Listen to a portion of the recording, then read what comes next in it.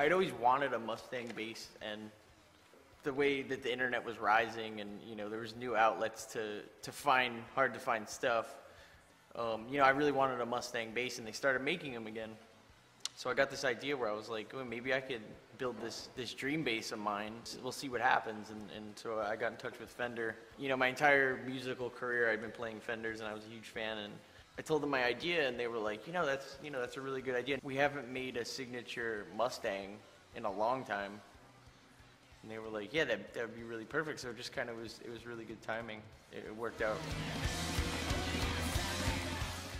There was an old Fender guitar called the Supersonic that Gerard finally actually got his hands on one, but it was something we'd look up on the internet. We'd be like, whoa, the Supersonic, you know, it was something that looked a little bit like this.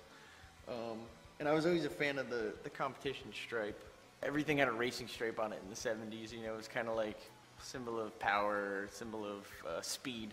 It's a throwback to the kind of retro styling of the 70s. As far as the finish, though, it's definitely a nod to musicians like David Bowie, Ace Frehley, you know, some of the glam stuff like Manic Street Preachers. You know, it's got a shorter scale neck. It lends to an ease of playing, and it kind of feels like you're playing a guitar at some points. Basically, the humbucker, it allows for, I guess, maximum output. Sky's the limit with how loud you want to get.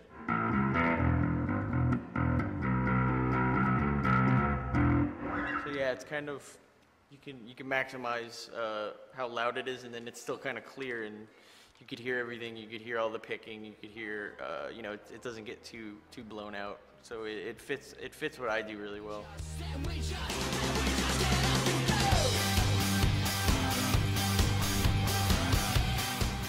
Yeah, I really just want to thank the Fender Squier family for this amazing honor and being able to really help me actualize a dream it's a boyhood dream, really.